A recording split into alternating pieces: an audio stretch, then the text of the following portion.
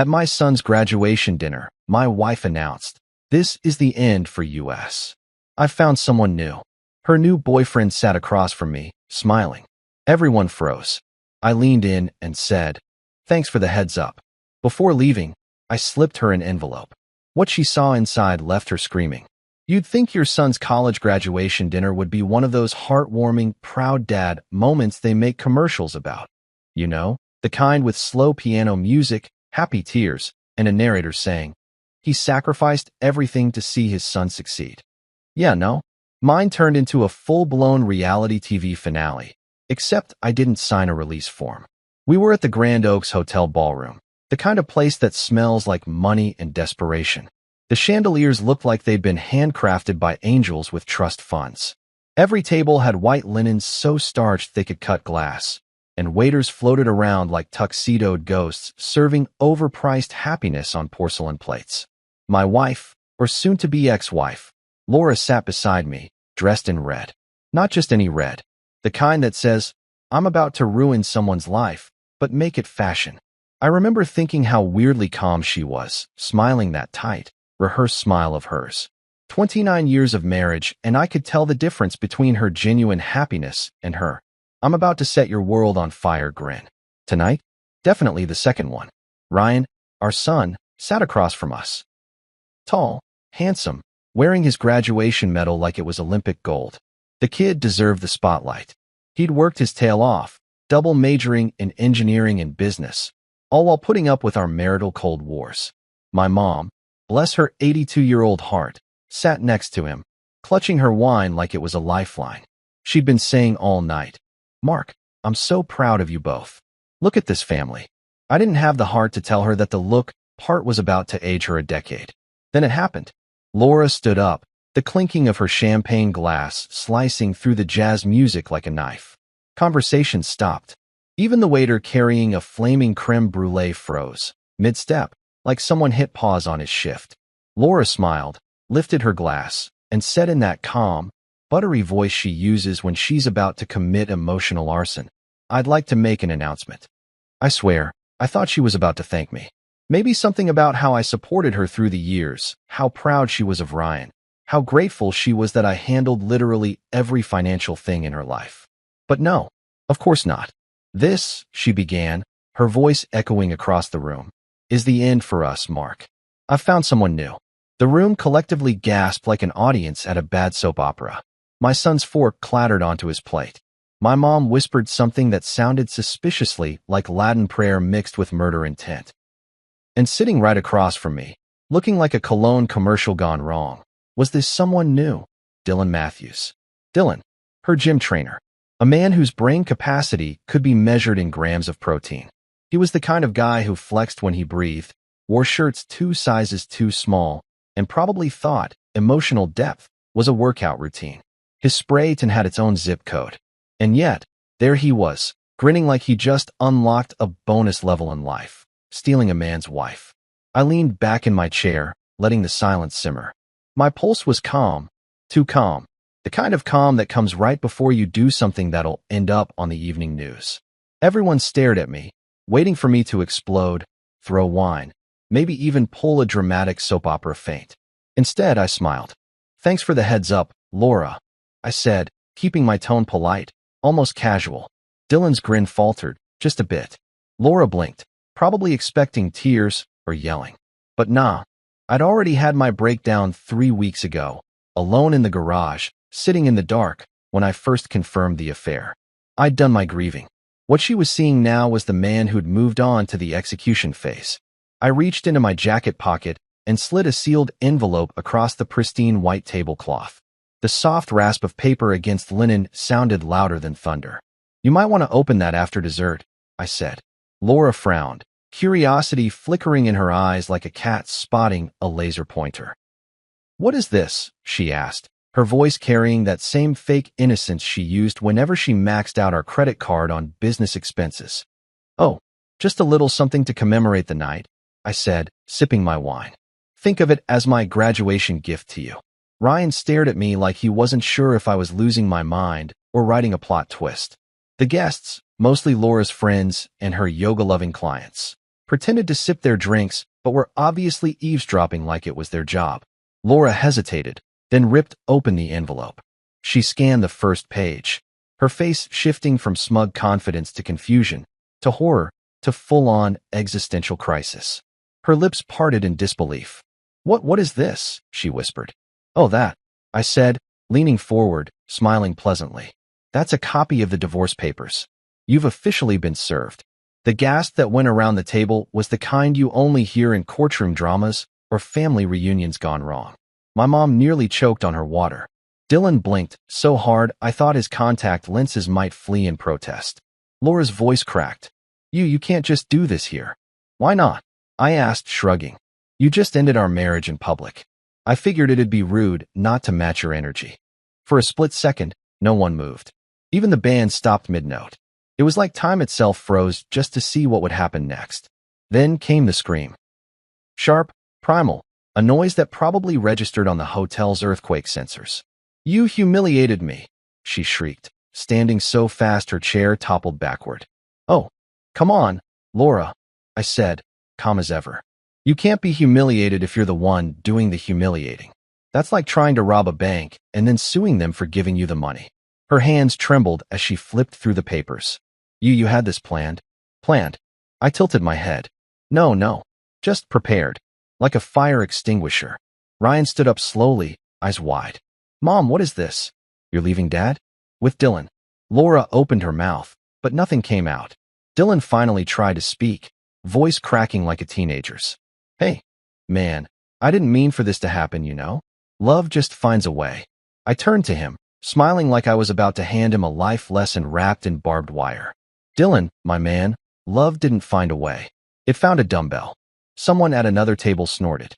The waiter carrying dessert coughed to hide a laugh. Laura's eyes darted between me and the documents. "You're going to regret this," she hissed. "Oh, I doubt it," I replied.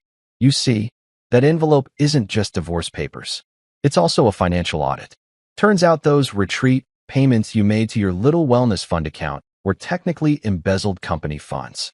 So yeah, you're not just walking out of this marriage. You're walking straight into a legal circus." She froze, face draining of color. I could practically hear her brain doing math.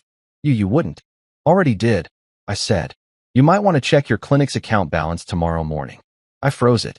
"Call it financial posture correction." Ryan sank into his chair, running a hand through his hair. "Dad, this is insane." "Oh, trust me, son," I said, still smiling. Insane would have been staying quiet. Dylan looked lost, his expression a combination of confusion and protein deficiency. "So wait, what does that mean for the gym stuff?"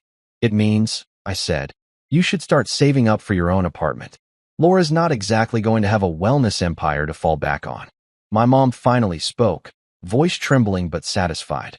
"Well, I did always say, what's done in the dark will come to light."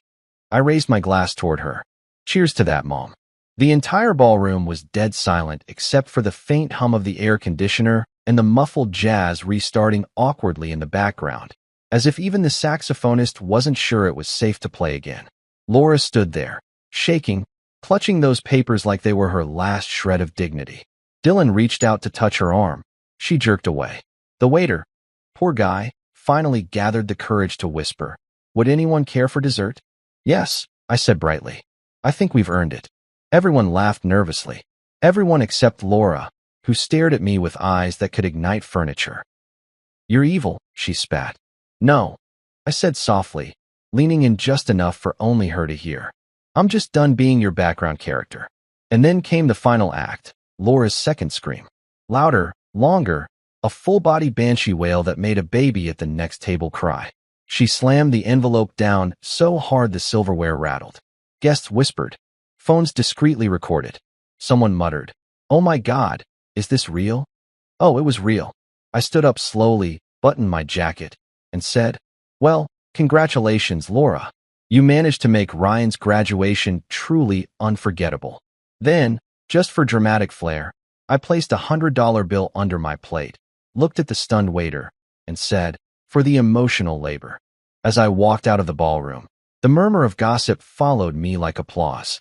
My reflection in the glass doors showed a man who wasn't broken, just free. Behind me, Laura's voice cracked one last time. You'll regret this, Mark. But I was already gone, the echo of her scream fading behind me, mixing with the faint sound of clinking glasses and whispered disbelief. And if I'm being honest, that scream was the sweetest soundtrack I'd ever heard. Funny thing about betrayal, it doesn't start the day you get stabbed. It starts with the little paper cuts you ignore. The missed calls, the "I'm just tired" excuses, the emotional autopilot that turns "I love you" into background noise. Looking back now, it's almost funny how I thought Laura and I were solid. We weren't solid. We were a beautifully decorated time bomb. When I met her back in 1993, she was a psychology student with a wild laugh and an even wilder sense of purpose. She used to talk about helping people find their true selves. Ironically, she ended up losing hers somewhere between a yoga mat and an Instagram filter. But back then, man, she was magnetic. She had that kind of charm that made you forget common sense. I met her at a campus tech fair. I was fixing an ancient desktop computer for a professor who thought RAM was just yelling louder at the machine. Laura showed up looking for someone to fix her dorm laptop. She leaned over my shoulder while I worked, smelled like vanilla and ambition, and asked, "So, you do this for fun, or are you trying to take over the world?" I told her, "Why not both?" She laughed, and just like that, I was hooked. We started dating fast. She was all energy and ideas. I was logic and caffeine. She said she liked how calm I was, how I made her feel safe. I liked that she made me feel alive, even if it sometimes felt like standing too close to a bonfire. By the time she graduated, I'd already started a little side hustle fixing computers out of my apartment. The name? Next Byte Solutions. At the time, it was just me, a folding table, and a prayer. She told me I'd build something huge one day, that I had CEO energy. And because I was young and stupidly in love, I believed her. The early years were chaos wrapped in ramen noodles.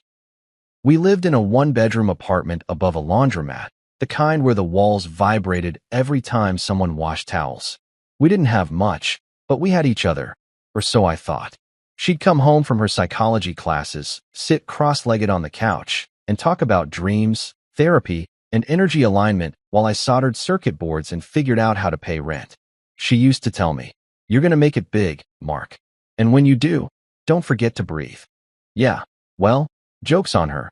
Turns out I forgot to breathe around year 15. When we finally got married, I thought it was forever. I gave her everything. My time, my focus, my blind trust. She said she wanted to open a wellness center someday, and I backed her all the way. Every paycheck, every late-night coding session, every damn decision I made was about building a life for us. She used to say we were a team. You and me, baby, partnership, growth, shared dreams. What she didn't specify was that I'd be sharing my wallet, my patience, and eventually my wife, with a guy who probably thinks Socrates was a protein supplement. Still, in those first 10 years, things looked good. Next Byte grew fast. We moved from the laundromat apartment to a small house in the suburbs. She got her degree, started taking clients as a therapist, and began teaching yoga on weekends. Ryan was born in year 5, tiny, loud, and already smarter than both of us combined. Laura doted on him. I remember her standing by the crib one night, whispering, "We did it, Mark. We really did it." And I believed her. I really did. What I didn't realize was that we meant different things to us. To me, we meant us against the world. To her, it meant, "I'll let you handle the world while I light candles and charge crystals." But even then, I didn't complain. I was too busy hustling, growing Next Byte, chasing clients, building stability. I used to joke that my love language was direct deposit. She'd laugh and say, "Mine's emotional connection." I didn't know emotional connection came with a gym membership and a personal trainer named Dylan 2 decades later. The first cracks weren't obvious. They never are. They sneak in quietly, disguised as progress. Laura became more polished, I guess, more image conscious. Her social media turned into a motivational quote museum. Rise, align, evolve. Meanwhile, I was in the trenches managing payroll and tax filings. The contrast was hilarious if you think about it. She was posting about vibrational balance, while I was arguing with accountants about depreciation schedules. I was the logic, she was the glitter. One thing I'll give her credit for, she was ambitious. And at first, that ambition inspired me. She talked me into expanding my business, hiring staff, upgrading the office. She said she believed in me. But slowly, that belief started sounding more like control.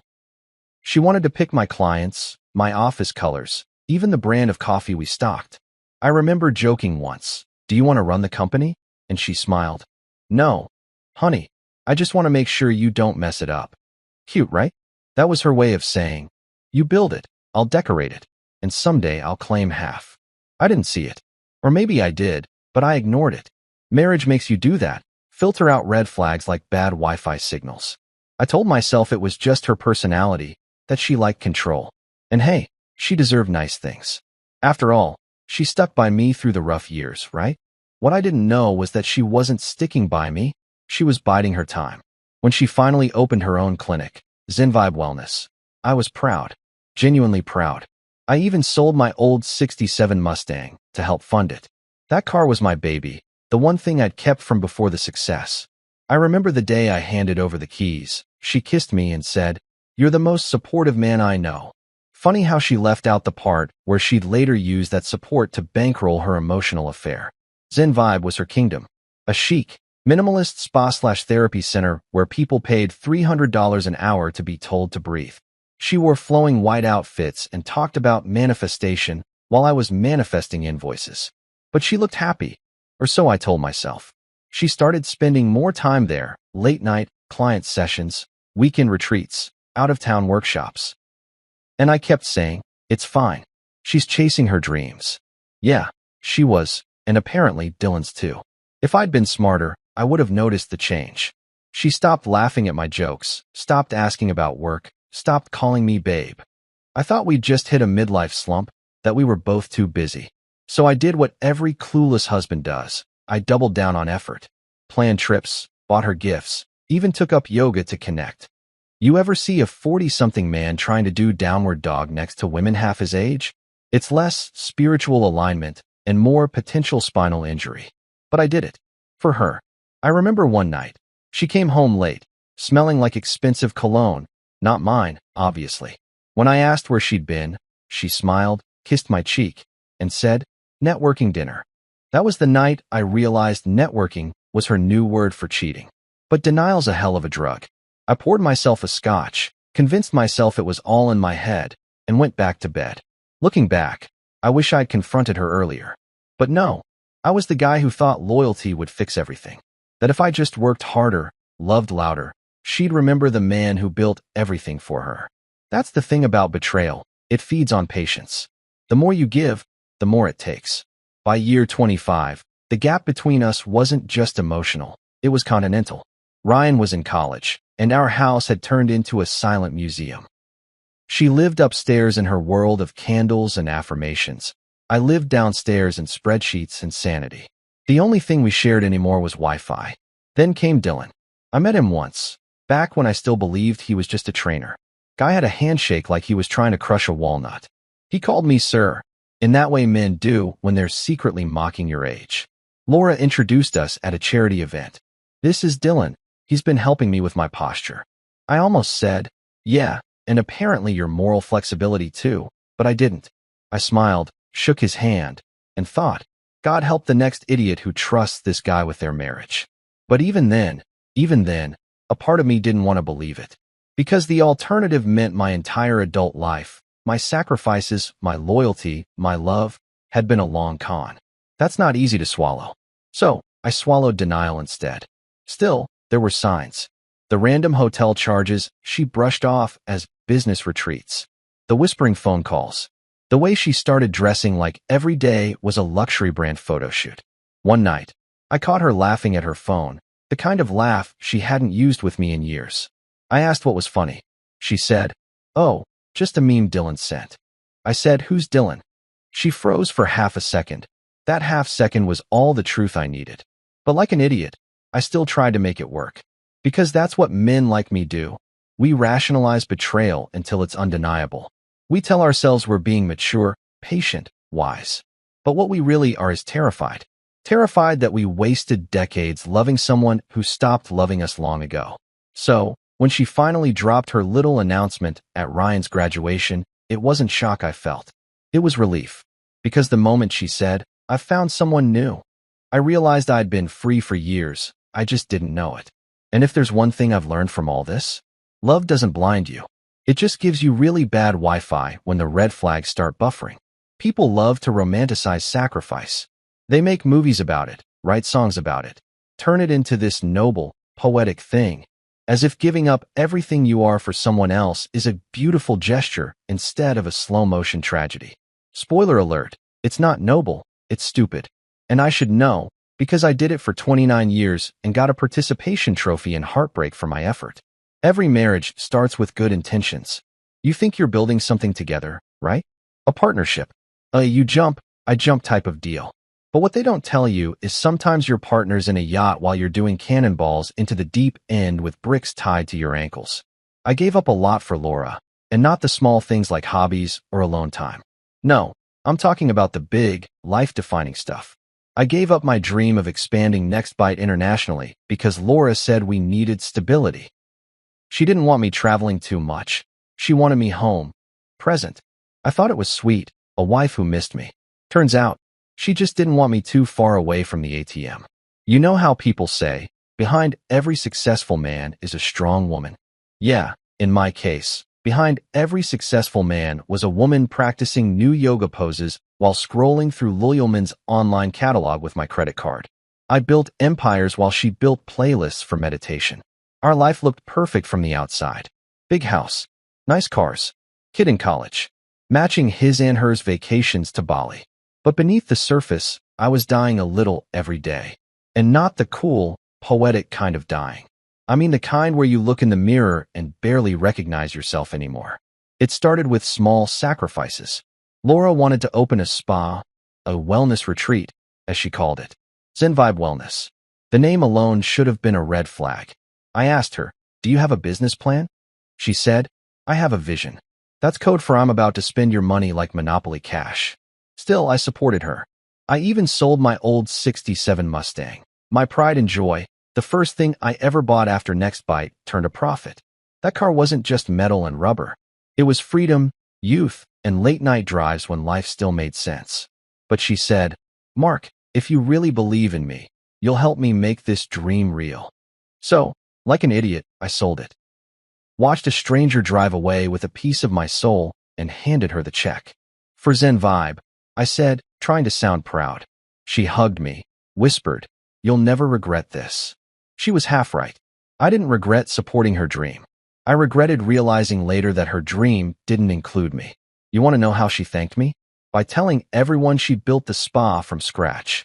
Yeah, apparently scratch now means your husband's life savings. But it didn't stop there. Sacrifice became a routine. Every time I made a plan for myself, she had a reason why it couldn't happen. "You can't expand right now, Mark. Ryan needs you here. You shouldn't buy that new property. It's risky. You don't need that car. We already have one." It wasn't about practicality. It was about control. She dressed it up as love, but what she really meant was, "I can't risk you getting too independent. You might realize how much of yourself you've already lost." And, man, I lost plenty. I lost friends because she didn't like them. "They're a bad influence," she'd say. Translation, they remind you of who you used to be. I lost my hobbies because she said they took too much time away from family. Then she spent that family time texting other people. The irony could choke you. One night, I came home from work late, exhausted, starving, ready to eat whatever leftovers survived her clean-eating phase. She was sitting cross-legged on the floor, candles everywhere, essential oils clouding the air like we were fumigating demons. "Shoo," she whispered. "I'm manifesting abundance. Maybe manifest some dinner while you're at it." I muttered. She glared at me. "Mark, you're blocking my energy." "Your energy," I said, stepping over a pile of crystals, "is blocking my metabolism." That argument ended with me microwaving leftover rice and thinking about how marriage used to mean teamwork, not competing spiritual philosophies. But here's the thing, I didn't stop trying. Because that's what you do when you love someone. You adapt. I told myself the sacrifices were temporary, that once Ryan graduated, once Zen Vibe stabilized, once life slowed down, we'd find each other again. Spoiler, we didn't. Life didn't slow down. It just sped up, right past me. The cracks showed early, but I filled them with effort. She'd say, I feel like we've grown apart. And I'd take her on a weekend getaway. She'd say, you don't listen to me. And I'd cancel business meetings to sit through her TED Talk-length rants about emotional synergy. I became a full-time repairman for a marriage that was already condemned. The truth? She didn't want a partner anymore. She wanted an audience. Someone to clap every time she reinvented herself. I was just the loyal stagehand holding the spotlight while she auditioned for a new life. I'll never forget the day Zen Vibe officially opened. Grand opening. Ribbon cutting. The whole women supporting women Instagram circus. She was in this flowing white outfit, surrounded by influencers who spoke in quotes. There was even a juice bar serving drinks with names like Inner Peace and Detox Your Doubts. When she got up to give her speech, I stood in the crowd like a proud fool. She thanked her clients, her mentors, her journey. And then she said, I couldn't have done this without my team. Her team. Not a word about me. Not one damn syllable. Afterward, I walked up to her, smiled, and said, you forgot someone. She blinked, fake confused. Who? Your investor, I said. The guy who sold his dream car and postponed expansion plans for this. She laughed nervously, patted my arm, and said, oh, come on, Mark, don't be dramatic. Dramatic, right. Because wanting acknowledgement for literally funding someone's empire is such diva behavior. That was the day something in me started to break. Quietly, invisibly. The kind of break you can't see on x-rays, but feel every time you breathe. Still, I stayed. Because leaving felt like failure. Society trains men like me to see endurance as success. Real men stick it out, they say? Yeah. Well, real men also end up emotionally bankrupt because they mistake loyalty for love. Years went by, and my sacrifices became invisible. She didn't even notice anymore. When I stayed up all night debugging code to cover her spa's losses, she just said, you work too much.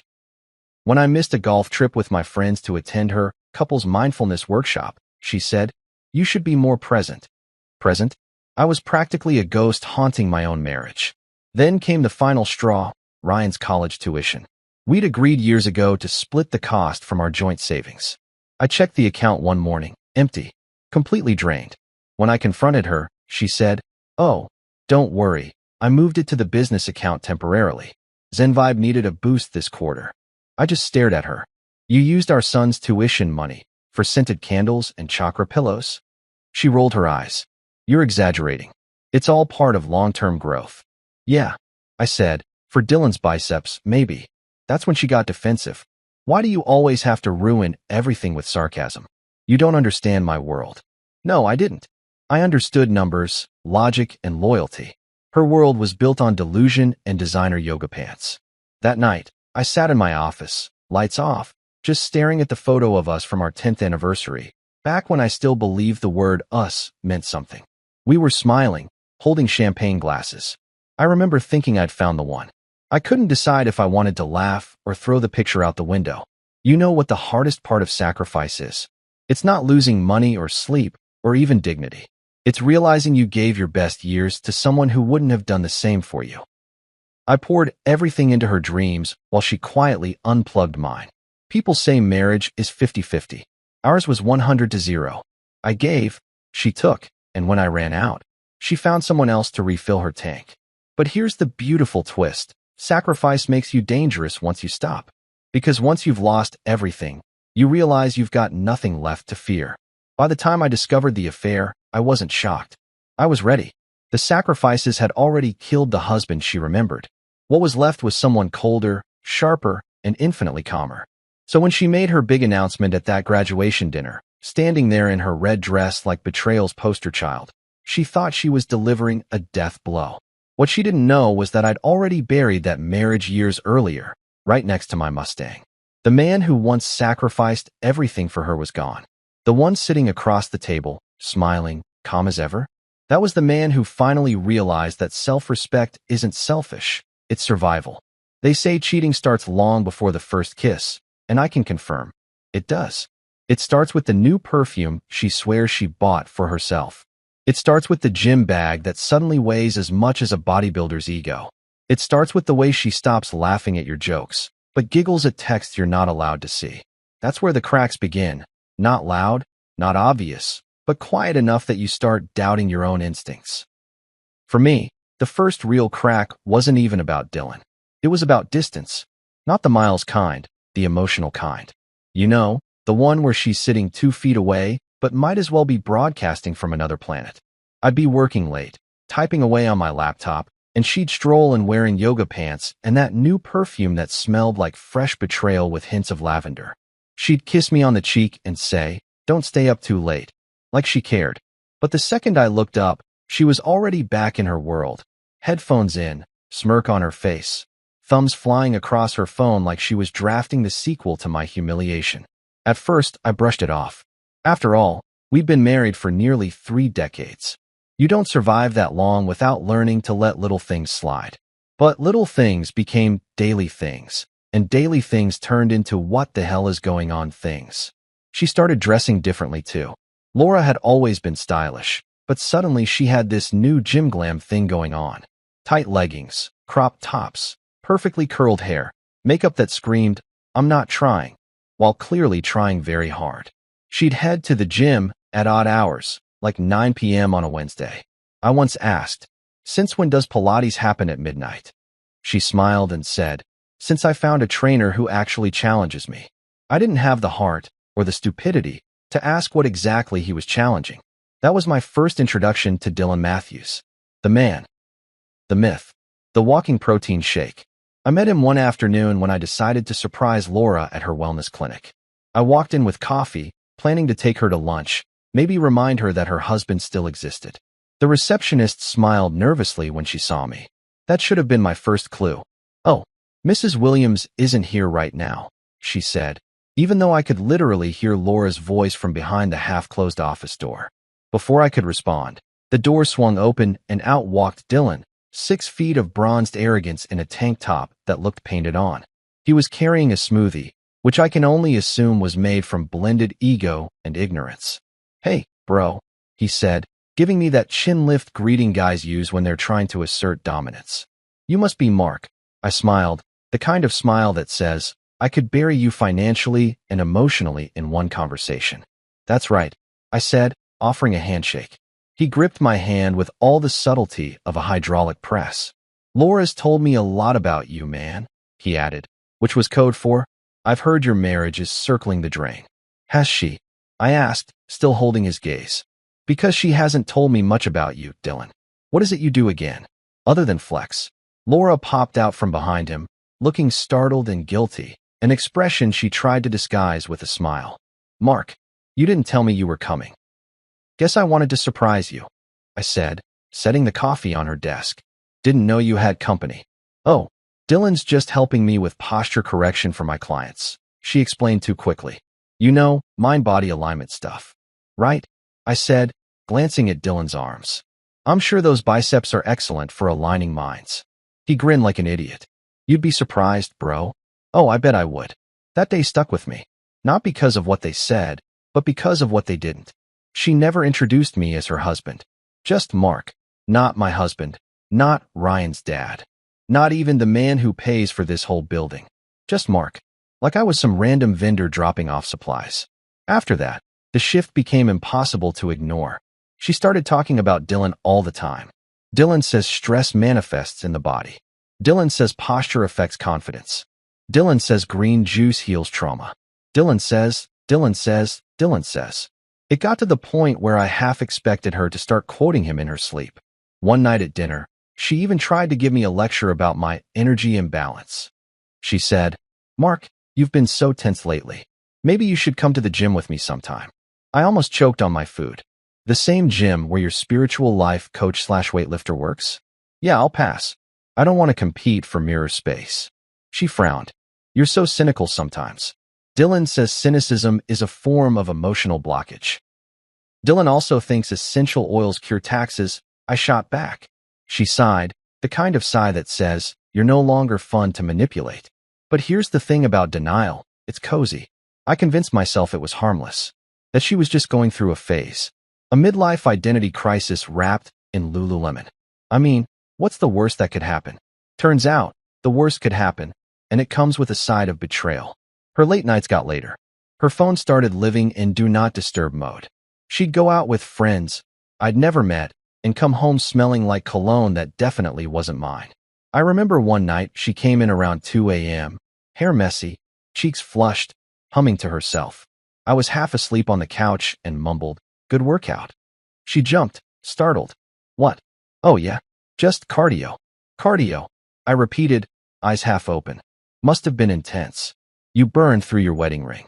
She froze, looked down at her bare hand, and stammered, "Oh, I took it off before yoga so it wouldn't get caught on anything." "Right," I said. "Wouldn't want your commitment to get snagged on a treadmill." That conversation ended with her storming upstairs and slamming the door. I sat there in the dark, staring at the ceiling fan spinning lazily above me, realizing that love wasn't supposed to feel this heavy. It was around that time my son, Ryan, started noticing too. One weekend when he came home from college, he said, "Dad, is everything okay with you and Mom? She's been different." I laughed, though it came out hollow. "Different how?" "She talks about her trainer a lot," he said carefully. "Like a lot. It's weird." "Yeah," I said, forcing a smile. "It's weird." He didn't push. He's a smart kid. Smarter than I was at his age. I didn't have to explain what was happening. He already knew. But the real tipping point came one evening when Laura came home from work and forgot to mute her phone. I was in the kitchen, making coffee, when her phone buzzed on the counter. A message popped up from Dylan Flexed Biceps. "You left your necklace in my car again," winking-faced. I didn't touch the phone. I just stared at it, my stomach turning cold. That was the moment denial packed its bags and left. When she came back into the kitchen, humming, I said casually, "Hey, you got a message." She froze. "Oh, from who?" "Your emotional support dumbbell," I said. Her eyes darted to the phone, then to me. "Mark, don't start." "Oh, I'm not starting anything," I said, smiling faintly. "Looks like you've been doing all the heavy lifting." She tried to spin it. "It's not what you think." I laughed. "Then I'm really curious. Laura, what exactly does it look like when a married woman leaves her jewelry in another man's car?" She crossed her arms. "You're paranoid." "Paranoid?" I repeated. "Right. Because it's totally normal to have a personal trainer sending winky face emojis about your missing accessories. My bad. I should meditate on that." She stormed off, muttering about how I never trusted her. And I just stood there, coffee cooling in my hand, realizing the foundation of our marriage wasn't cracked, it was dust. That night, I lay awake thinking about all the years I'd spent sacrificing, supporting, believing. The first time she'd said she needed space, I gave it. The first time she'd said she needed money, I gave that too. And every time she said she needed more, I gave until there was nothing left but sarcasm and caffeine holding me together. But here's the twisted part. The first cracks didn't just expose her lies, they exposed mine too. The lies I told myself. That I could fix it. That she'd come back. That love was enough to glue a broken foundation. Spoiler, it's not. Love is great, but duct tape doesn't hold up skyscrapers. I used to think happily ever after meant surviving together. Now I know it means walking away before you lose yourself completely. So yeah, those cracks hurt. But cracks let light in. And the moment I stopped pretending everything was fine, I started seeing just how much better life could be once the walls finally came down. You know how people say the truth always comes out? Yeah, well, they forget to mention it usually shows up with receipts, tax deductions, and a side of emotional whiplash. I didn't catch Laura in the act. Nope. I caught her through the oldest, least romantic way imaginable, financial records. If love languages had a dark side, mine turned out to be Excel. It started one gloomy Tuesday morning, the kind where the sky looks hungover and even your coffee tastes like it gave up on life. I was knee-deep in quarterly reports for NextBite, sorting out payroll discrepancies, when I noticed something odd. A transaction from a luxury resort in Palm Springs labeled Wellness Workshop. That's funny, I thought, because I didn't remember authorizing a company retreat in a five-star hotel known for couples packages. At first, I thought it was a clerical error. Maybe one of my employees accidentally used the wrong card. So I called the accounting department. "Hey, did we book a company trip to the Rosewood Mirage Resort?" There was a pause on the line, followed by laughter. "Mark, unless our new project involves yoga mats and rose petal baths, I don't think so." That's when the hairs on the back of my neck stood up. Because I knew who loved yoga mats and rose petals. Curiosity became caffeine-fueled paranoia. I opened our joint credit card statements. something I hadn't done in years because, well, I trusted her. Huge mistake. Right there, between grocery store charges and utility bills, were receipts that read like a romance novel with better lighting. Camelot Restaurants. A boutique jewelry shop called L'Amour d'Or. And the best part? 2 tickets to the Secret Harmony couple's retreat. I sat back in my chair, staring at the screen, mouth dry. I wasn't angry yet. Just numb. The kind of numb where your brain tries to reboot like an old computer. Maybe she took a client? Maybe it's for business. My denial was so creative I could have won an Oscar. But then I saw the dates. Same weekend she told me she was at a mindfulness seminar in Santa Barbara. Right. Because nothing says mindfulness like matching robes and champagne. When she got home that evening, I was sitting at the kitchen counter, laptop open, a glass of whiskey in hand. "Hey, babe," she said, kicking off her heels. "You're home early." "Yeah," I replied casually, "just doing some accounting." Her eyes flicked to the laptop. "Oh, yeah," I said, turning the screen toward her. "Question for you. Were you mindful at the Rosewood Mirage last month? Or just hydrated?" Her smile froze. "What are you talking about?" "Palm Springs. Wellness workshop. Candlelight dinner. Sound familiar?" She blinked, then forced a laugh. "Oh my God, Mark, you're being ridiculous. That was a business trip. I took my assistant, Claire." I tilted my head. "Interesting. Because I called the hotel. They have you listed for 2 guests, Ms. Williams and Mr. Dylan Matthews. Unless Claire had a sudden gender transition mid-yoga, I'm gonna guess that wasn't her." Her jaw dropped. "You called the hotel?" "Oh, I did more than that," I said, smiling the way villains do right before they monologue. "I also checked our accounts. You've been spending more time with Dylan than a Fitbit ad." She stepped back, eyes wide, voice trembling. "Mark, you're overreacting." "Overreacting?" I laughed. "Laura, you've been cheating on me with a man who thinks dumbbells are a form of self-expression, and you used my credit card to fund it. You can't even cheat economically." Her face turned red. "You don't understand? It's not like that." "Really?" I asked. "Because the $1,200 dinner at Le Jardin looks exactly like that." She crossed her arms, trying to regain control. "It was business, Mark. Dylan helps with my client's physical therapy." "Sure," I said, leaning forward. "And I'm the tooth fairy." "Come on, Laura. You used to be better at lying." Silence. For a long, awkward minute. The only sound was the refrigerator humming. Even the appliances knew to stay quiet. Finally, she said softly, "I wasn't happy, Mark." I stared at her. "And that gives you the right to destroy what we built." Her voice cracked. "You stopped listening to me years ago. Dylan listens. He cares. He understands me." "Oh, I'm sure he does," I said dryly. "Especially between bench presses." "Don't mock me," she snapped. "Then stop auditioning for a Lifetime movie." I shot back. "You had every chance to tell me you were unhappy. Instead, you picked a guy who probably thinks a prenup is a type of protein shake." That hit her. She turned away, rubbing her temples. "You wouldn't understand." "Try me," I said, standing. "Because from where I'm standing, it looks like you traded loyalty for abs." She didn't answer. And in that silence, I realized something. I wasn't even heartbroken anymore. Just disappointed. Because deep down, I'd always known she was capable of selfishness. I just didn't think she'd prove me right so spectacularly. That night, after she went upstairs, I opened my laptop again. If she was planning an escape, she wasn't going to do it with my money. I went full Sherlock Holmes with a spreadsheet. Every transfer, every business expense, every wellness fund. That's when I found it. A joint account under the name Wellness Retreat Fund, shared between Laura Williams and Dylan Matthews. Over $35,000 of our savings gone. I stared at the numbers, my pulse steady. The betrayal wasn't emotional anymore. It was financial, and I could work with that. The next day, I drove straight to see Carmen Reyes, my longtime friend and lawyer. Carmen was the kind of woman who could win a court case while painting her nails. Sharp, fearless, and allergic to stupidity. When I showed her the documents, she didn't gasp. She just smiled slowly and said, "Oh, honey, she's done." "What do you mean?" I asked. Carmen leaned back in her chair, tapping a manicured nail on the prenup. "Your wife insisted you signed this years ago, right?" "Yeah. Said it was to protect us both." "Protect her, you mean?" I sighed. "So what does it say?" Her grin widened. "It says that if either party commits infidelity, the prenup becomes null and void. And considering you've got enough evidence to start a reality show, guess who gets the house, the business, and the assets? I blinked. You're kidding. She sipped her espresso. Mark, I don't kid about legal victory. This is the holy grail of revenge clauses. I sat there, processing it all.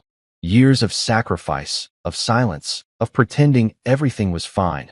All of it suddenly shifted. For the first time in decades, the power wasn't hers. It was mine. Carmen leaned forward. Here's what you're going to do. You're not going to confront her again. You're going to keep acting like the same old, naive husband. Let her get comfortable. Let her think she's winning. And when the time is right. I finished her sentence. Drop the hammer. She smiled. Exactly. That night, I drove home lighter than I'd felt in years. Laura was on the phone when I walked in, whispering something that sounded suspiciously affectionate. She hung up quickly when she saw me. Long day? She asked, all sugar and guilt. The longest, I said, kissing her cheek. But hey, it's worth it. You're worth it. Her eyes softened, maybe out of relief. That's sweet, Mark. I smiled, pouring myself a drink. Just making sure my investments are secure. She laughed nervously, clearly unsure if I was joking. I was. And I wasn't. Over the next few weeks, I gathered everything I needed. Bank statements, screenshots, hotel invoices, even a copy of that damn wellness fund registration. Carmen's advice was simple. The bigger the stage, the better the show. And Laura? Oh, she was already planning her finale. One evening, she came home giddy, saying, Ryan's graduation dinner. I want to plan it myself. You've done so much lately. You should just relax. I almost laughed. Sure thing, sweetheart, I said.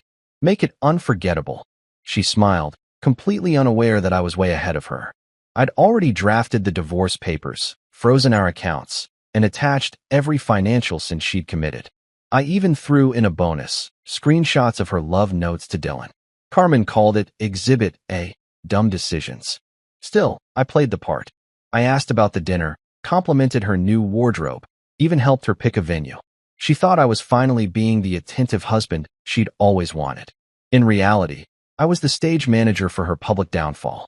Looking back, that day, Discovery Day, wasn't just the day I found out she cheated. It was the day I found clarity. Because betrayal does something strange to you. It strips away the fantasy, the excuses, the fake smiles. It shows you who people really are and who you've been pretending to be. I'd spent years thinking I was the rock holding our marriage together. Turns out, I was just the foundation she'd been quietly eroding. But not anymore. As I stared at that manila envelope on my desk, the one labeled Operation Freedom, I couldn't help but grin. I wasn't the victim anymore. I was the architect. And soon, very soon, Laura would learn that the man she'd dismissed as predictable was about to make her story unforgettable. There's a certain satisfaction in walking into a lawyer's office knowing you're not the one in trouble for once. It's like going to the dentist and realizing you're there for a cleaning, not a root canal. That's exactly how I felt walking into Carmen Reyes's office. Except Carmen didn't do cleanings. She did surgical removals. Specifically, of cheating spouses from people's financial empires. Her office looked like it was designed to intimidate politicians. Floor-to-ceiling windows. A panoramic city view that screamed, "Don't mess with me unless you've already written your will." She was sitting behind a marble desk, reading something that looked like a legal document, but could have been a villain's monologue for all I knew. "Mark," she said, without looking up, "please tell me you're here to file something juicy." I grinned. "Let's just say I brought you a buffet."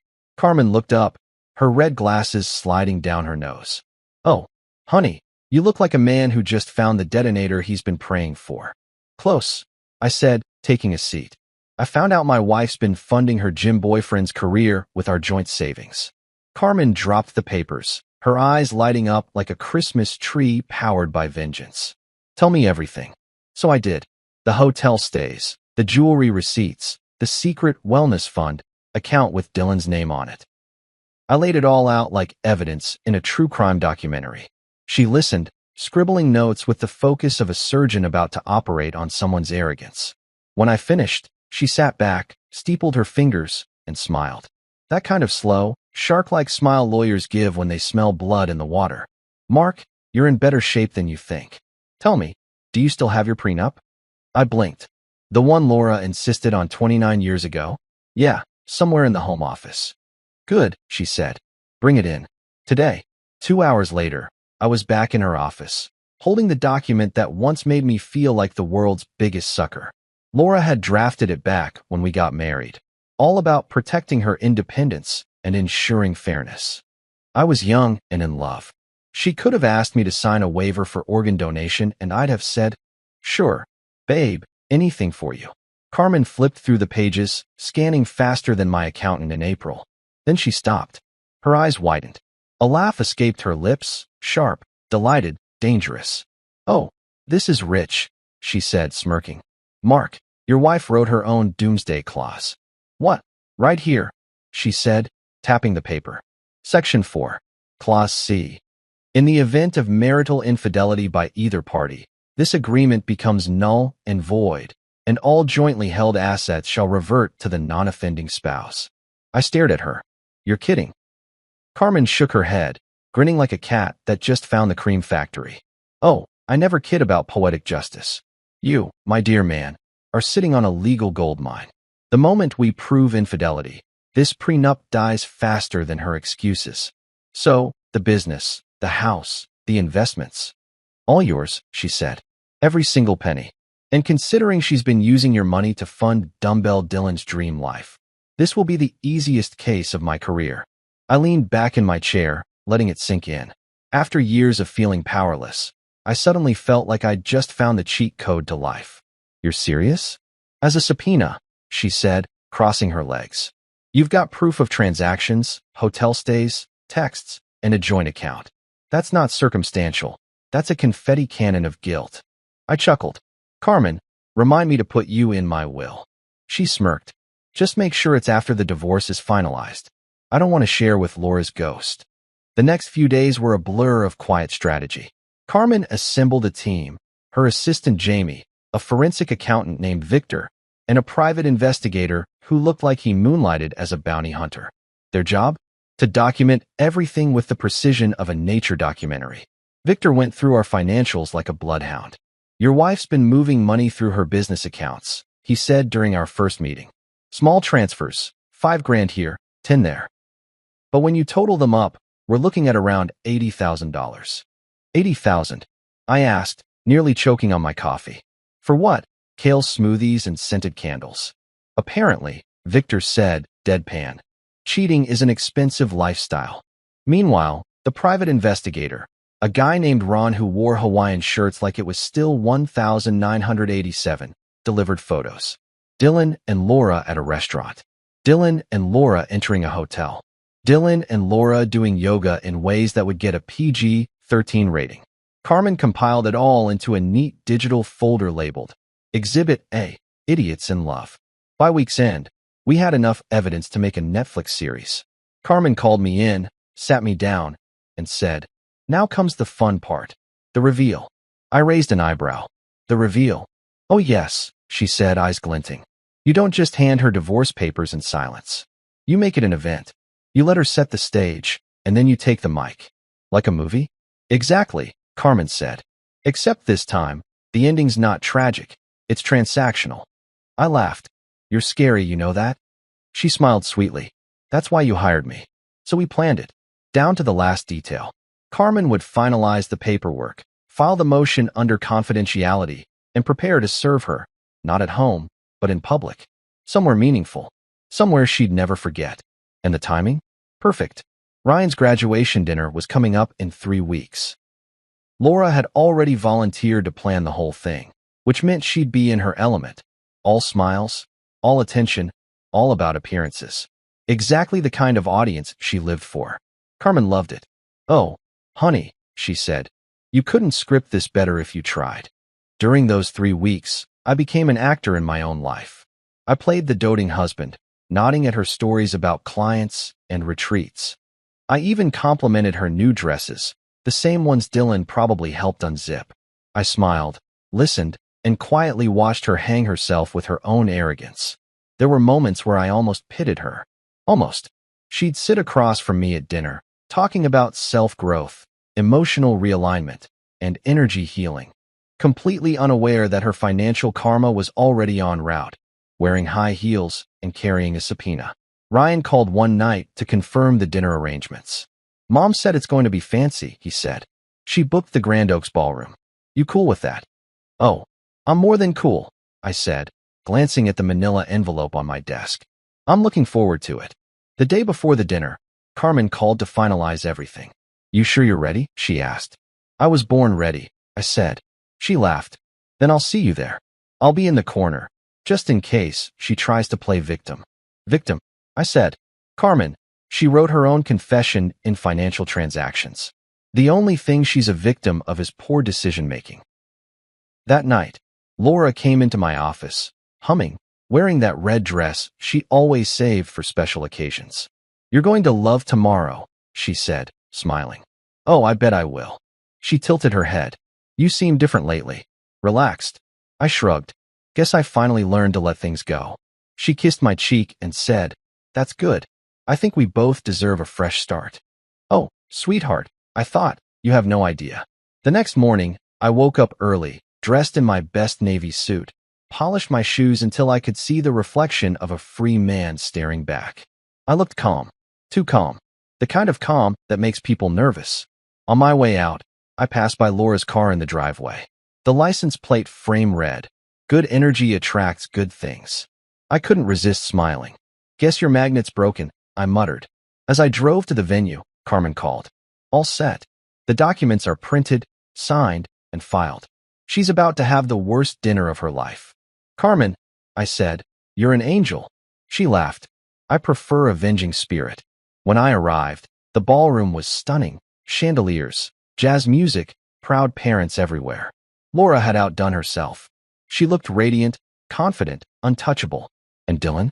Oh yeah, he was there too, pretending to be just a friend, sitting 2 tables away, smiling like a man who didn't realize his bank account was about to collapse.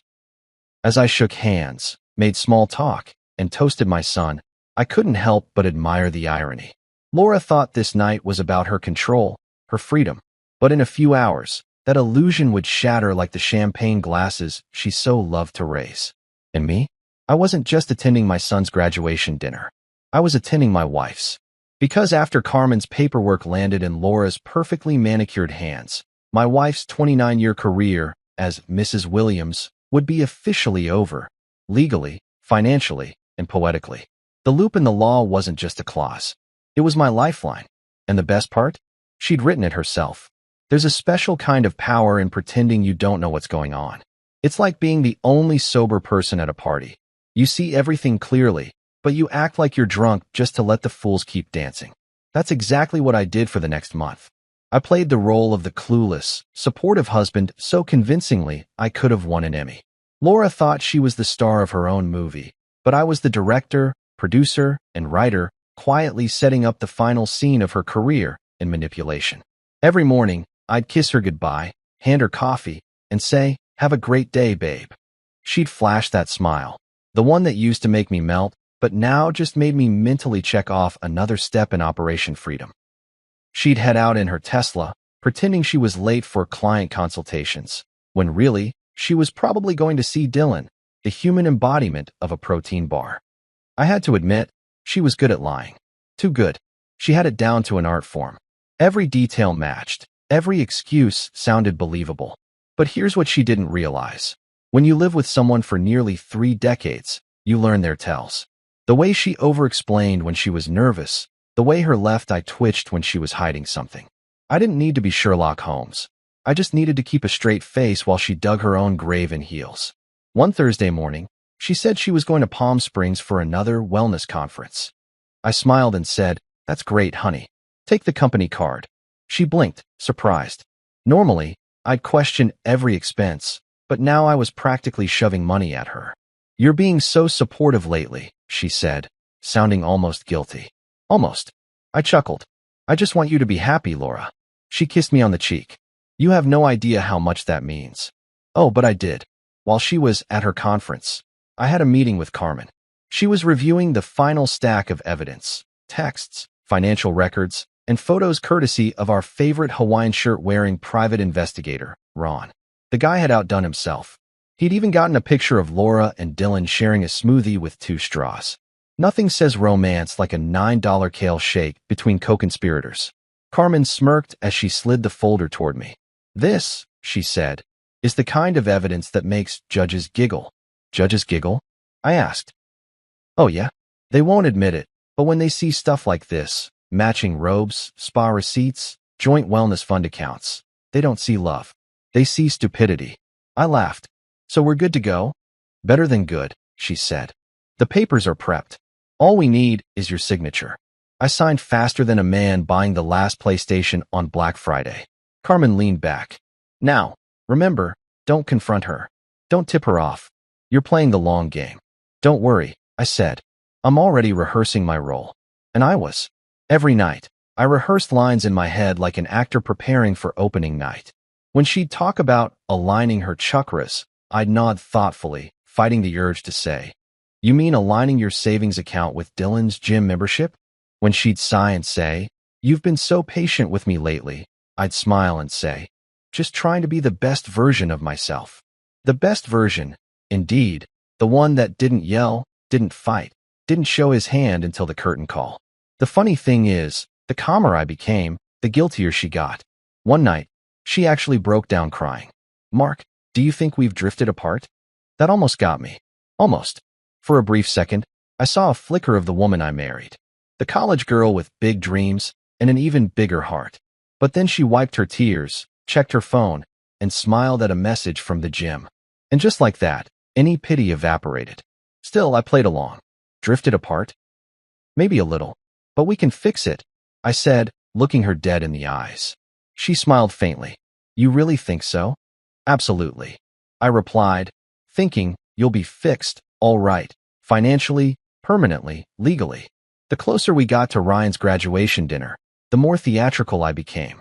I helped her pick decorations, gave input on menus, even pretended to care about her seating chart. "Should we put Dylan at our table or with the guests?" she asked once, pretending it was an innocent question. "Oh, definitely with the guests," I said, suppressing a laugh. "Wouldn't want him to feel out of place." She nodded, relieved. She probably thought she'd successfully normalized his presence. I'd just given her enough rope to hang herself in public. 3 days before the dinner, Carmen called with one final update. "Everything's ready. The papers are filed. Once you hand her the envelope, she's officially served." "Perfect," I said. "Right after dessert?" Carmen chuckled. "You're a savage." "Hey," I said. "You told me to make it memorable. Remind me never to cheat on you," she replied. By the time the big night arrived, I was a master of composure. If they ever give out awards for calm vengeance, I'd sweep the category. I put on my navy blue suit, the same one Laura had picked for me years ago for our anniversary. Fitting, really. She gave me the suit. I'd use it for her symbolic funeral. When we got to the Grand Oaks ballroom, everything looked straight out of a luxury magazine. Gold centerpieces, string quartet, champagne tower. Laura was in her element, floating from guest to guest like a hostess on a victory lap. She looked stunning, radiant even, the perfect picture of success. Too bad success was about to file for separation. Dylan showed up halfway through the evening, wearing a suit that was trying way too hard. The man strutted in like a motivational speaker who'd just learned what cologne was. I watched him shake hands, laugh too loud, and, of course, wink at Laura when he thought no one was watching. He even had the nerve to introduce himself to my mother. "Ma'am, I'm Dylan," he said with that fake smile. My mom blinked, unimpressed. "Oh, you're that Dylan," she said. He looked confused. What do you mean?" She smiled sweetly. "Nothing, dear. Just praying for your safety." I nearly choked on my drink. Throughout dinner, I kept my cool. Laura gave a little speech about family, growth, and new beginnings. Irony must have been the main course. Ryan beamed with pride, oblivious to the storm brewing 2 feet away. And I smiled, clapped, raised my glass, and waited. When dessert rolled around, chocolate souffle with raspberry drizzle, because of course, it was showtime. Laura stood up again, tapped her glass, and said, "Before we close this wonderful evening, I have something important to share." Here it comes, I thought. She turned to me, that same fake sweet tone coding every word. "Mark, this is the end for us. I've found someone new." The gasp that followed was cinematic. Even the band stopped playing. Dylan sat up straighter, trying to look noble, but he just looked like a golden retriever who'd stolen a steak. My mother gasped so loudly someone passed her a glass of water. I leaned back, completely calm. "Thanks for the heads up, Laura," I said. "But before you start celebrating your freedom, you might want to open this." I reached into my jacket pocket, pulled out the manila envelope, and slid it across the table. She blinked, confused. "What's this?" "Oh, just a small gift," I said. "Open it. You'll love it." She tore it open, expecting something sentimental. Maybe divorce papers with a love note? No, it was far worse. Inside was a full copy of the prenup, the evidence folder, and the official court filing.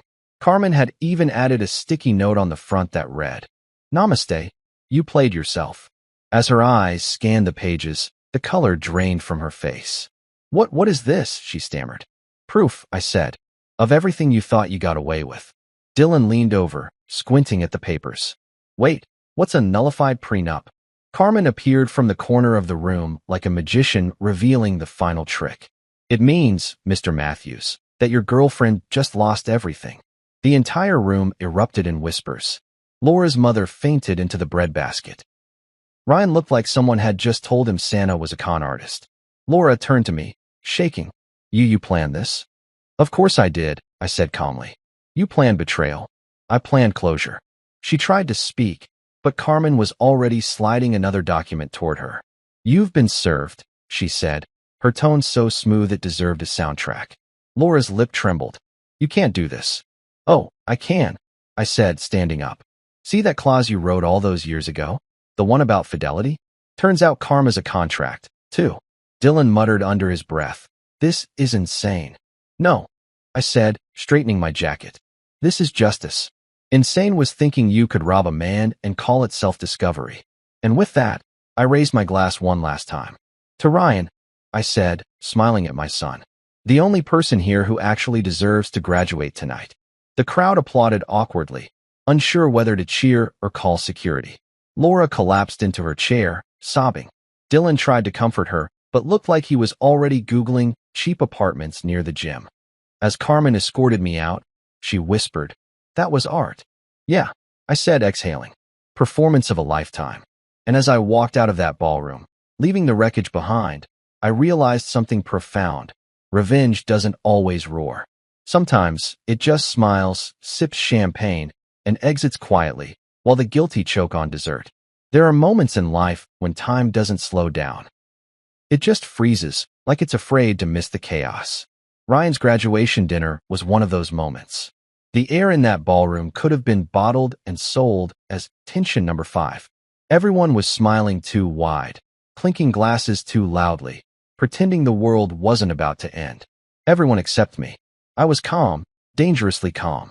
The kind of calm that only comes after months of watching lies unravel like a bad Netflix plot. The Grand Oaks Ballroom had been transformed into a Pinterest fever dream. Gold-trimmed tablecloths, hanging chandeliers, flower arrangements taller than my self-control. A live jazz band played softly in the background, like they knew they were underscoring a public execution but were too polite to stop. Laura was in her element. Hair perfect, dress immaculate, smile weaponized. She glided through the crowd like a queen greeting her peasants, soaking in every compliment. "Laura, you've outdone yourself," one of her friends gushed. She laughed, modestly waving a manicured hand. "Oh, please. It's all for Ryan. He deserves a special night." I sipped my wine and watched from the corner, thinking, if she only knew how special this night's about to get. Ryan looked radiant, proud, innocent, too good for the storm that was brewing between his parents. My mom sat next to him, gripping her clutch like she was holding onto the last shred of her sanity. Dylan was there too, of course, sitting 2 tables away, laughing with the kind of forced confidence only a man with a pending lawsuit could muster. I'll give him credit. He cleaned up well. The man traded his gym shorts for a navy blazer, probably borrowed from someone who paid taxes. He had this smug look that said, "I'm winning," completely unaware he was sitting on a ticking time bomb. Carmen was in the back, pretending to be just another guest. She wore a sleek black dress and an expression that said, "I came for the free champagne, but I'm staying for the drama." Halfway through dinner, Laura leaned over and whispered, "You've been quiet tonight." I smiled, just taking it all in. She patted my hand. You've been wonderful through all this. I know things haven't been perfect, but after tonight, everything will make sense. Oh, I said, sipping my drink. It already does. Dessert was served. Chocolate souffle with raspberry drizzle. Ryan gave a heartfelt little speech about family, perseverance, and the people who believed in him. I almost teared up. Then Laura stood, tapped her champagne glass, and smiled that million-dollar smile I used to love and now wanted to invoice. Before we close this wonderful evening, she began, I just want to say something. Conversations died instantly. Even the jazz band stopped mid-note. The spotlight might as well have swung directly onto her. This night isn't just about Ryan, she continued, voice dripping with grace. It's about new beginnings. About stepping into who we really are. She turned toward me, that fake sweetness oozing like honey laced with venom. Mark, this is the end for us. I've found someone new. There it was. The nuclear bomb. She said it with such poise, you'd think she was announcing a charity gala, not the implosion of a 29-year marriage. A collective gasp rippled through the room. Glasses froze midair. My mother audibly whispered, Oh Lord, strike her with sense. Ryan's fork clattered to his plate. The poor waiter carrying a tray of tiramisu just stopped dead in his tracks. And sitting directly across from me, grinning like the human form of athlete's foot, was Dylan Matthews, her someone new. He gave this little nod, like we were sharing a secret handshake. The kind of nod that says, no hard feelings, bro. Oh, there were plenty of hard feelings, but not the ones he was expecting. I didn't flinch, didn't blink, didn't give her the satisfaction. Instead, I leaned back, smiled, and said, Thanks for the heads up, Laura. Then, with the composure of a man whose soul had already gone through the ringer, I reached into my jacket and pulled out the manila envelope. You might want to open this after dessert, I said, sliding it across the table. Her curiosity got the better of her. She opened it immediately, probably thinking it was some sentimental note or financial parting gift. What she pulled out instead was the legal equivalent of an atomic bomb. Inside were the divorce papers, the financial audit, and a printout of her little wellness fund joint account with Dylan. On top was a copy of the prenup, her prenup, with the fidelity clause highlighted in bright yellow. Carmen had even added a sticky note that said, Smile for the cameras. Laura started reading, her expression morphing from confusion to horror to rage. The silence in the room was deafening. Then came the scream. It wasn't just a scream, it was a symphony.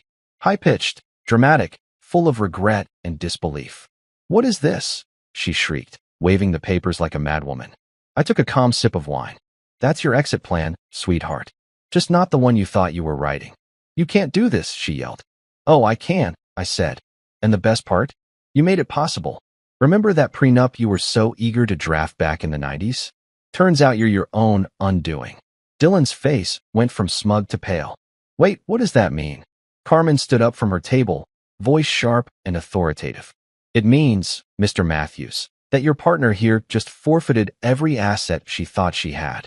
The house, the business, the investments, all revert to Mr. Williams. The crowd gasped. Even the jazz band's saxophonist muttered, Damn. My son sat there, wide-eyed, processing it all. Dad, you knew. I nodded. I did, son. And I wanted you to learn something tonight. Some lessons are better demonstrated than explained. Laura was shaking now, her voice trembling. Mark, please, we can talk about this privately. Privately. I laughed softly. You just announced our divorce at a public dinner. I figured we should stay consistent. She glared at Carmen. This isn't legal. Carmen smirked. Oh, it's airtight. You cheated, you transferred marital assets without consent, and you used business funds for personal gain. You don't just lose the prenup, you lose everything. Someone in the back whispered, This is better than Netflix. Dylan leaned toward Laura, whispering frantically, Wait, so, the clinic's gone? The house too. I smiled. Don't worry, champ. You can keep the yoga mat. The laughter that followed was low and hesitant, but it spread like wildfire. A ripple of schadenfreude across the room. Even the waiter finally exhaled. Laura's eyes filled with tears. You planned this. You let me. Dig your own hole. I interrupted. Of course I did. You spent years manipulating me, Laura. Years. I just learned from the best. She looked at me like she didn't recognize me. And maybe she didn't. The man who once adored her, forgave her, and sacrificed everything for her was gone. The man standing before her now was something entirely new. Calm, sharp, free. Ryan stood slowly. Mom, tell me this isn't true. Laura reached for him, but he pulled his hand back. The look on his face broke me more than anything else that night. You cheated on Dad? She stammered. Ryan, it's complicated. He shook his head. No, it's simple. You betrayed us both. That silence hit harder than any scream. Carmen walked over, handed Laura a pen, and said softly, sign it when you're ready. Laura looked at me one last time, eyes full of anger, shame, and something like regret. But I didn't flinch. I'd spent years absorbing her chaos. It was her turn to drown in it. When I turned to leave, the room broke into low whispers. People stared, some in pity, others in awe. I didn't care. I'd done what I came to do. As I passed Dylan, he mumbled, you didn't have to humiliate her like that. I stopped, turned, and looked him dead in the eyes. You're right. I didn't have to. But she spent years humiliating me quietly. I just gave her the courtesy of volume. He swallowed hard, his fake confidence evaporating. Carmen met me at the door, grinning.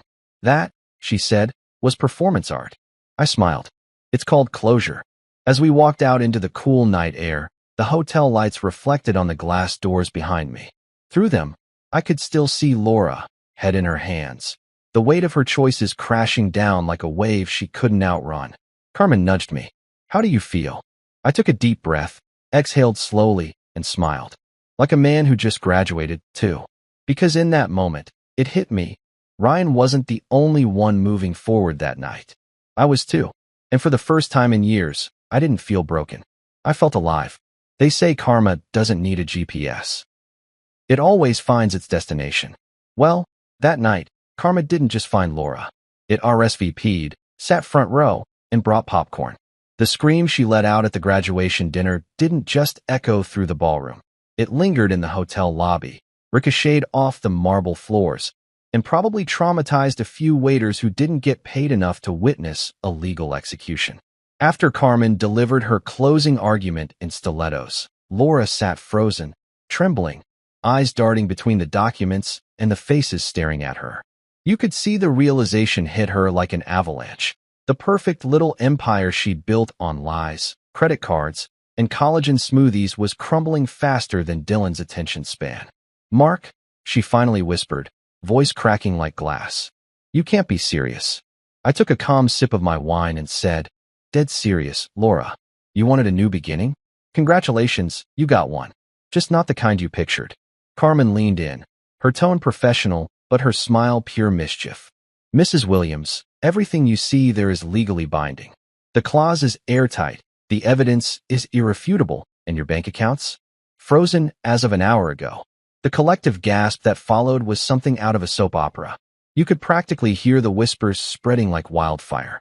Even the saxophone player in the corner stopped mid-note and muttered, damn. Laura's mother, sitting nearby, let out a faint moan and fell backward into her chair, clutching her pearls. Someone passed her a glass of water, which she immediately rejected because, and I quote, this family doesn't drink tap water during emotional trauma. Ryan was pale, his jaw tight, his eyes bouncing between us like he was trying to reconcile the parents he once knew with the war zone in front of him. Mom, is this true? He asked softly. Laura blinked rapidly, tears welling up. Ryan, baby, please. He held up a hand. Don't baby me. Just answer the question. She hesitated, her lip trembling. It's not what it looks like. Oh, please, Carmen muttered under her breath, flipping through her briefcase. It's exactly what it looks like. I didn't even need to say anything. The silence was heavy enough to crush her. Finally, she stood, clutching the envelope like it was radioactive. You can't do this to me, she hissed. I raised an eyebrow. I didn't do this to you, Laura. You did this for yourself. Dylan, who'd been sitting there trying to look invisible, finally found his voice. Okay, look, this doesn't have to get messy. Carmen turned to him like a hawk spotting lunch. Oh, sweetie, it's already messy. You might want to leave before you're asked to testify. He frowned. Testify. I smiled. Yeah, champ. When you started sharing bank accounts and hotel rooms with a married woman, you made yourself part of the exhibit list. His face drained of color faster than Laura's checking account. Wait, hold on. I didn't know about any of this legal stuff. Carmen smirked.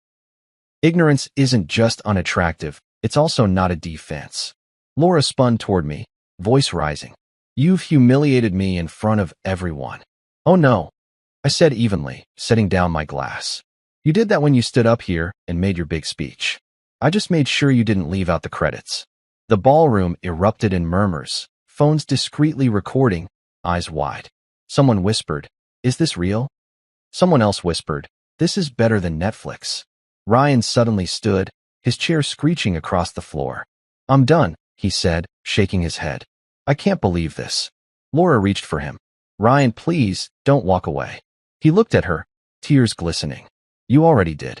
He walked out, leaving her standing there with her mascara streaking and her world collapsing. That silence. It was deafening. The kind of silence that makes your heart beat louder just to fill the void.